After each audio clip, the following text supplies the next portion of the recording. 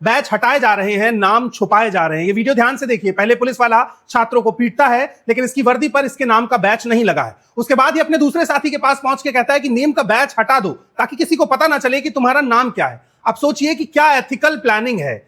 क्या ऐसे में यह डर नहीं पैदा होगा कि पुलिस की वर्दी पहनकर कुछ गुंडे भी इस प्रोटेस्ट में घुस सकते हैं, छात्रों के साथ मारपीट कर सकते हैं, कोई अनहोनी हो सकती है। एक तरफ, दूसरी तरफ आंसू के गैस छोड़े जाने वाली जो वैन होती है उसकी सफाई शुरू कर दी गई है, बड़े बड़े बैरिकेड्स लगा दिए गए हैं। जिस तरह से कल सोनम वांगचुक को 2 मिनट के भीतर उठा लिया गया, अगर उसी तरह इस देश में पेपर माफिया और पेपर से जुड़े तमाम क्रिमिनल्स को उठाया जाता तो क्या इस प्रोटेस्ट की जरूरत पड़ती? यानी सरकार उठाने में सक्षम है, लेकिन उठाती किसको है? साइंटिस्ट को, स्टूडेंट्स को, वो लोग जो अपना हक मांग रहे हैं। पेपर माफिया को नहीं उठा सकती। क्यों? क्योंकि उससे तो करोड़ों रुपए का इकोनॉमी क्रिएट हो रही होगी। सवाल सीधा सा है कि आज के इस दौर में जंतर मंतर के इस प्रोटेस्ट को, जो 20 तारीख को संसद भवन तक चल के जाने का है, छात्रों के हक और अधिकार का है, उस प्रोटेस्ट को दबाने की पूरी कोशिश की जा रही है। बड़ी संख्या में आरपीएफ तैनात है, सीआरपीएफ तैनात है।